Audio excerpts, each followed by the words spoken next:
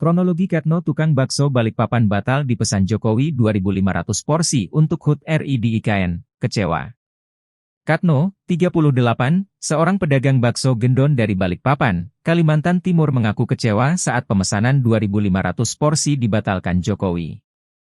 Rencananya, 2.500 porsi bakso itu akan disajikan saat puncak acara HUT RI ke-79 di Ibu Kota Nusantara, IKN, pada 17 Agustus 2024. Katno adalah pemilik warung bakso gendon yang telah membuka beberapa cabang, salah satunya di Kelurahan Sepinggan, Balikpapan Selatan. Saat menerima pesanan, Katno langsung menyanggupinya. Namun harapannya kandas karena pesanannya dibatalkan pihak penyelenggara. Katno mengaku sedikit kecewa, lantaran ia sudah mempersiapkan tenaga kerja dan peralatan yang akan digunakan. Sebelumnya ia hanya melayani pesanan dari masyarakat umum, kini melayani tamu-tamu penting di acara kenegaraan. Ia mengatakan bahwa warungnya telah dipercaya 3 kali untuk menyajikan hidangan di IKN, tepat di hadapan Presiden dan Ibu Negara. Misalnya, kunjungan Jokowi bersama influencer atau pemengaruh di IKN baru-baru ini dengan rata-rata 170 porsi dalam 3 kesempatan.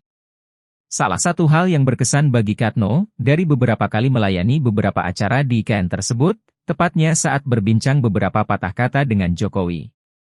Katno yang juga berasal dari Solo, Jawa Tengah, tak kesulitan untuk berbincang dengan Jokowi.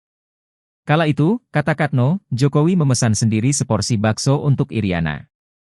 Ia melanjutkan bahwa layanan catering yang mereka tawarkan pada set press tidak diatur lewat kontrak jangka panjang.